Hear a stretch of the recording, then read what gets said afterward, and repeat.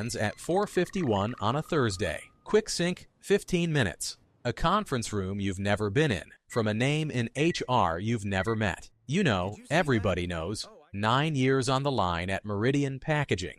And you've watched this meeting happen to other men from a distance, the way you watch weather on the news. The HR woman has a folder with your name on the tab. The plant is consolidating operations. Your position is being eliminated, not you. Your position, as if the two of you could be separated, as if the position will carry on somewhere without you, wearing your boots. Severance, 3 weeks, $2,310 before taxes, $1,704 after. She slides the paper across the table like it's a favor. You hand over the badge. A supervisor walks you past the line, and the guys suddenly find their stations fascinating. Nobody waves. It isn't cruelty, it's superstition. Nobody wants to catch what you have, except Teo from the loading dock, who follows you out with your jacket, shakes your hand hard, and says, "This place is losing the wrong man." You'll replay that sentence more times than you'll admit. In the parking lot, you open the banking app. $1,167.44. Rent on the one bedroom, $1,375. Due in 12 days. Truck payment, $289. The math takes 11 seconds and ruins the rest of the night. A letter arrives explaining you can keep your health insurance for $714 a month, which is the funniest thing anyone has said to you all year, and it came from a printer. You apply to 41 jobs in 9 days, 4 automated rejections, 3 of them at 3 a.m., which means a machine read your 9 years and said no before sunrise. One interview, a kid half your age asks where you see yourself in 5 years,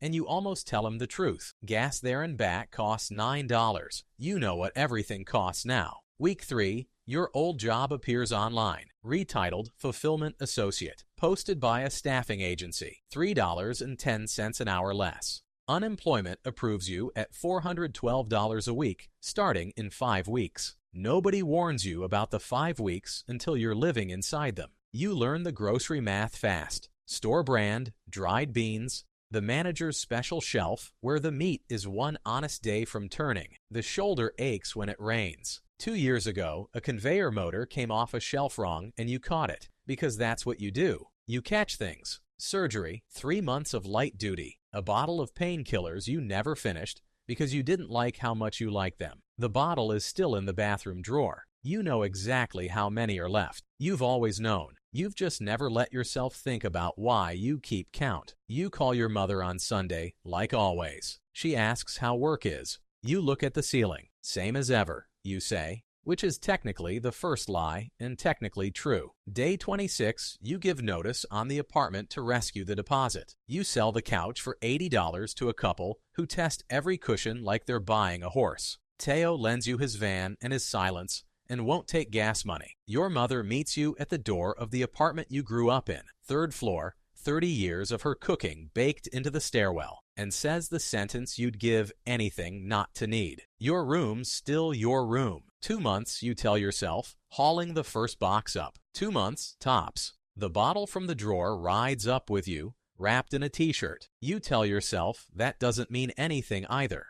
Level 2. The spare room. Your room is not your room. It's the sewing room now, with a fold-out, a shelf of thread, and a rack of your late father's shirts your mother never gave away. The days develop a shape, and the shape is a circle. Coffee, applications, the couch, her game shows. Applications again, with a game show underneath, which turns out to be the loneliest sound ever invented. $412 comes every Tuesday. You hand your mother $150 of it every Friday, and she takes it like it's an insult and a treasure at the same time, and folds it into the envelope in the flour tin, where the rent cash has lived for 26 years. You do her math without meaning to. $1,140 a month from your father's pension, $560 of it rent, and she has never once been late. She budgets in a spiral notebook with a pen from the bank. She is better with money than anyone who has ever charged you a fee. The truck goes first, 2 payments behind, then 3. At 5:41 morning, you hear a diesel idling below the window, and you watch through the blinds as 2 men in gloves take it off the street in under 4 minutes. quiet as surgeons. The thing you feel is not what you expected.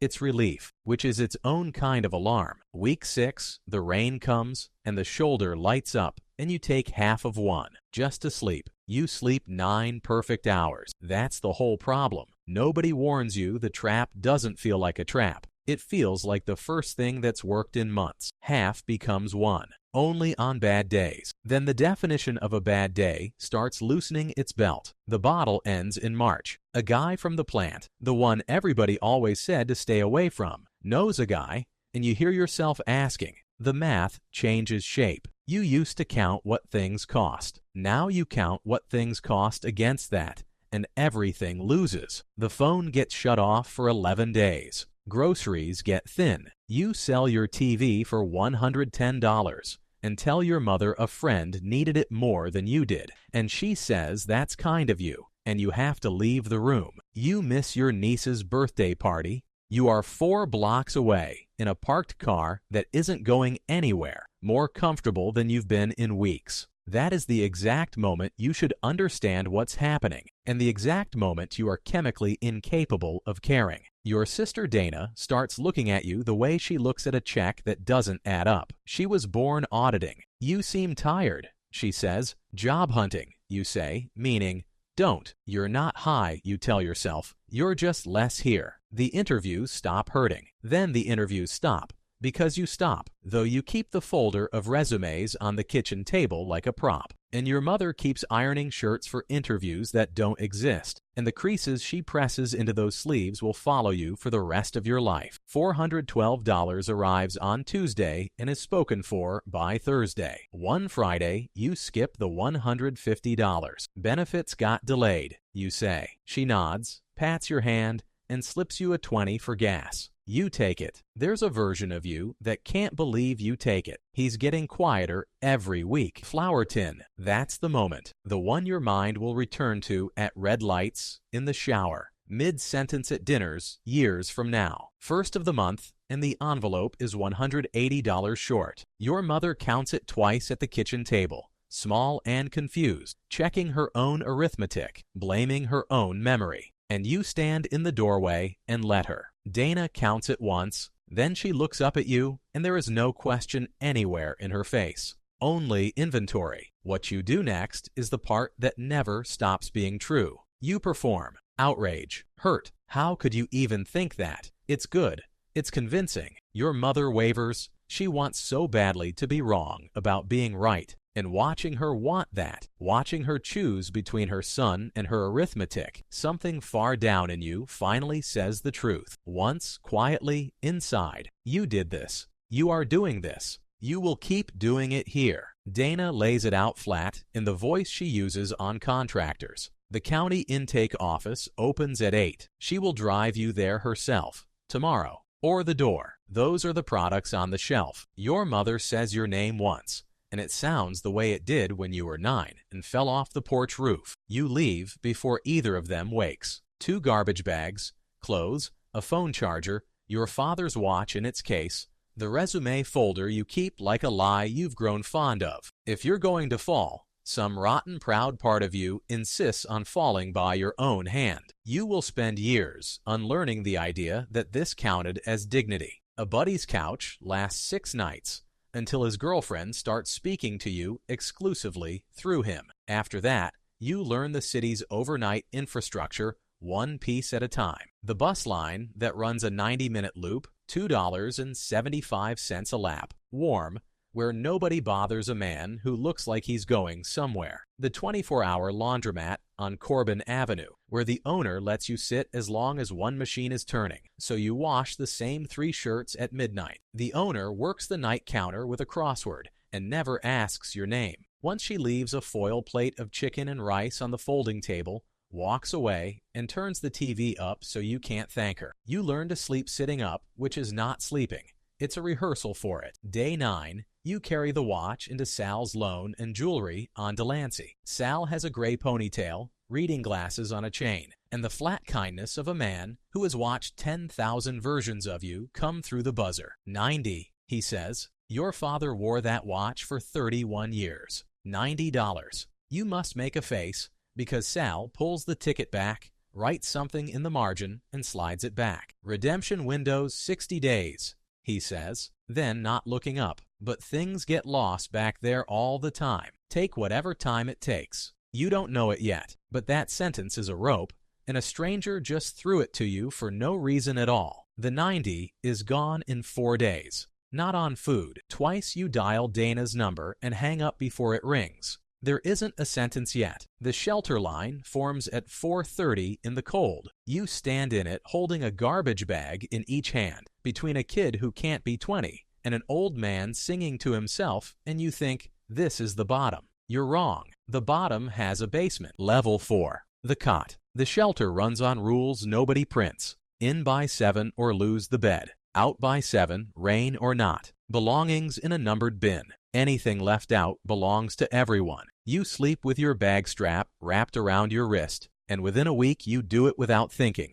And years from now, in a house with an alarm system, some part of you will still reach for the strap. The cot on your left belongs to Cyrus, 50-something, a laugh like a rusted hinge, in and out of this building for a decade, carrying the whole neighborhood in his head. Which bakery hands out day-olds at 9, which church does lunch on Wednesdays, which caseworker actually calls back. He looks at your hands that first morning, the shake you've stopped bothering to hide, and says, new to this, not to that, nothing else. Out here, nobody asks for your story. Everybody already knows the genre. Money exists in amounts that would have embarrassed you a year ago. You sell plasma twice a week, $50 the first visit, $35 after, and sit for 40 minutes watching a cooking show with the sound off. Cyrus calls it the oil change, and you laugh, and it costs you nothing. And that's the day you notice he's been rationing jokes out to you on purpose. Cyrus has one rule he repeats like a station announcement. Protect your mornings. A man who's up, washed, and fed by 8 can still make a decision. After that, the day decides for you. You don't understand it yet. One day you will build a company on it, because the using isn't about a feeling anymore. That's the part nobody explains from the outside. Somewhere in the last months, it flipped from chasing something to outrunning something, and now it's pure maintenance. Staying ahead of being sick, a full-time job with no wage, the worst employer you've ever had. You do things for money that go into a drawer in your head marked never. The drawer is getting full. Then a Tuesday, 6:10 a.m., lights coming up, and they carry a man out of the far row. The quiet one with the radio voice, and the coffee line doesn't even bend. That's what does it, not the man, the line. You stand there holding a paper cup, watching 40 men not look, and you understand with total clarity that this room has already practiced not looking at you. You find Cyrus out front. You say 4 words you have never once said in order. I need the list. He doesn't celebrate. Men like Cyrus have watched too many resolutions die by Friday. He just nods, walks you the 40 blocks to county intake, and sits in the bolted-down chairs for 5 hours, telling the desk nurse jokes until she gives up pretending not to laugh. When your name is finally called, he stands, claps your shoulder once, and heads for the door. Don't look for me after, he says. Look forward. 6 days. You will never describe them to anyone, and anyone who would ask hasn't been there. On the 7th, a caseworker named Ruiz makes 11 phone calls in front of you like a man diffusing something, and the 10th one lands. A bed in a sober living house on Fenn Street, run by a retired postal supervisor everyone calls Miss Ada. Miss Ada is 5 feet of cast iron in a cardigan. She reads your intake sheet on the porch, looks at you over the top of it exactly once, and says the rules are on the fridge. There are 3. Rent by Friday, house meeting Tuesday, dinner at 6 whether you talk or not. Most men fail Friday first, she says, holding the door open. Surprise me. Level 5. The $85 a week,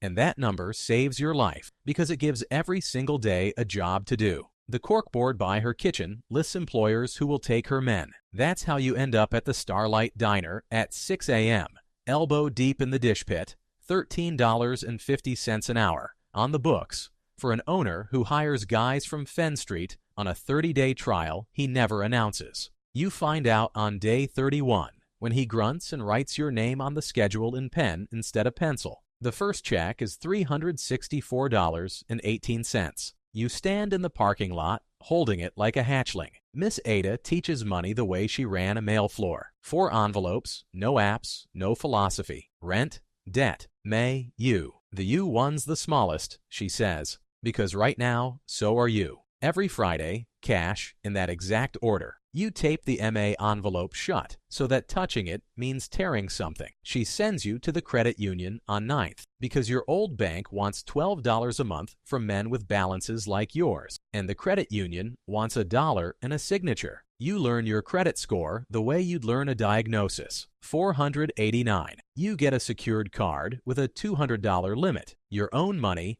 borrowed back from yourself with a straight face. Buy socks with it once a month. Pay it in full and watch the number crawl upward. You answer the collections calls now instead of feeding them to voicemail. A debt, it turns out, is mostly a man in a cubicle with a script and a quota, and $1,940 of dead phone and card debt will settle at $700, $40 a paycheck. If you can say hardship and consistent enough times without flinching, you get it in writing. Everything in writing now. Tuesdays, house meeting. Thursdays, a church basement across town. Metal folding chairs. Coffee like a punishment. A bronze chip at 30 days that you carry in your left front pocket until the edges wear smooth. It takes 11 weeks of sitting silent before you say the true sentence out loud. I stole from my mother, and nobody gasps, and nobody flinches, and a roofer named Big Ed nods like you've announced it's raining, and that ordinary nod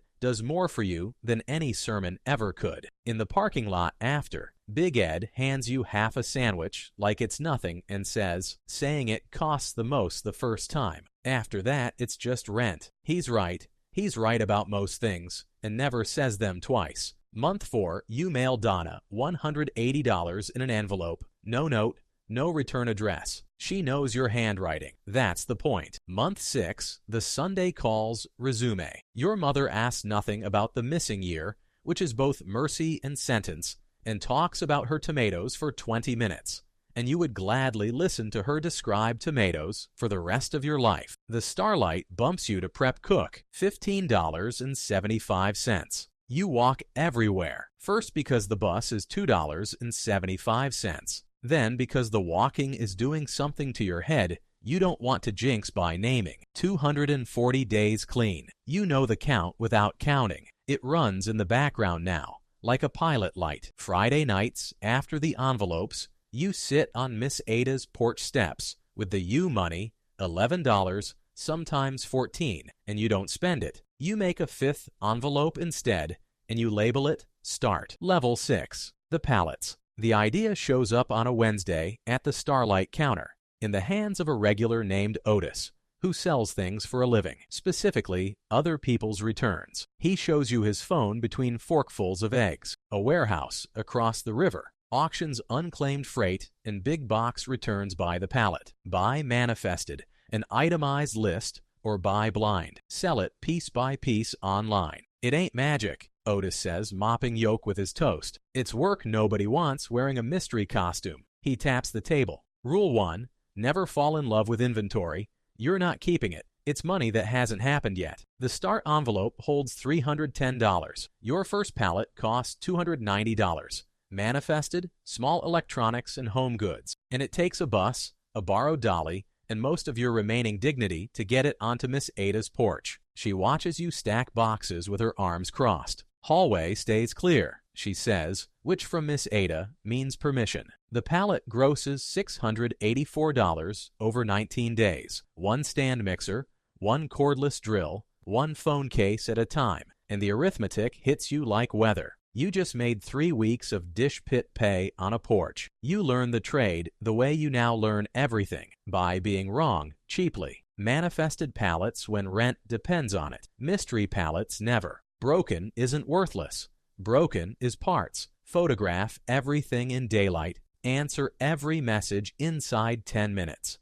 Because fast is a feature people pay for. And the rule you will one day paint on a wall, the entire religion in 3 words. Describe the cracks. You tell every buyer exactly what's wrong with the thing, and they buy it anyway, more of it, faster, because honesty turns out to be scarce enough to work as a business model. A storage unit, $79 a month, becomes the stockroom. A folding table at the Sunday flea market, $45 for the spot, becomes the storefront, and the storefront comes with regulars. The phone case ladies, the tool men, a retired teacher who buys every board game that still has all its pieces. Weekends clear $500, then $700. Otis stops by your table some Sundays, buys nothing, straightens one price tag, and leaves like an inspector who found the kitchen clean. You keep the Starlight job another 14 months anyway, on purpose. The job is the floor. The pallets are the ladder. You do not confuse the two. You make a rule with Miss Ada as your witness. No leap until the side money beats the wage 3 months straight. It takes 7. When you finally give notice, the owner grunts exactly once, which from him is a parade. An LLC costs $150 and a resale certificate costs a morning. A retired accountant from the Thursday meetings shows you a spreadsheet with columns you've never met. Cost of goods, fees, mileage, plus a cell at the bottom that tells you the truth every week whether you like the truth or not. You buy a dead man's cargo van at the city auction for $1,900 with a knock in the engine and fix it across 4 weekends with a repair manual, a borrowed work light, and vocabulary your mother would slap you for. October is the first $4,000 month. That Friday, you drive to Delancey Street with $240 in your pocket, 26 months past the redemption window. Sal goes into the back without a word and comes out with a shop rag, and folded inside it is your father's watch. Wound, running, set to the correct time. Told you,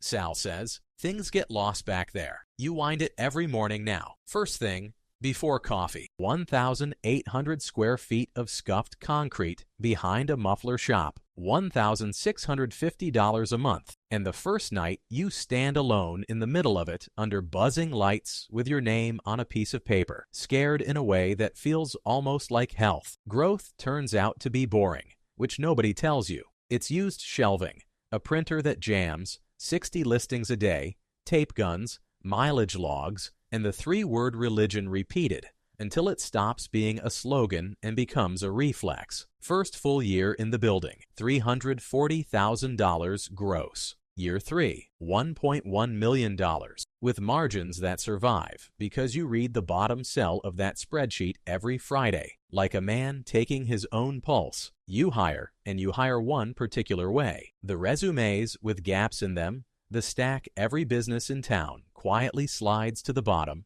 You read first. Men from Miss Ada's corkboard, a woman who did 4 years upstate and is early to everything, forever. Everyone on the books, paid on time, every time, because you have stood at the other end of a short envelope and you remember its exact weight. Payday at your company is Friday, before noon, and it has never once been late. That sentence is the mission statement. You are not sentimental about it. 2 hires walk product out the back door, $3,100 gone, and you let them go the same afternoon, flat, no speech. The lesson isn't that mercy is stupid. The lesson is that mercy is a bet, and you size your bets now. You keep 6 weeks of payroll in a separate account you refuse to touch, a rule you made out loud, alone, in the van. It saves the company exactly once. The biggest platform you sell on suspends your account for 11 days over a false claim. Revenue drops to nearly zero,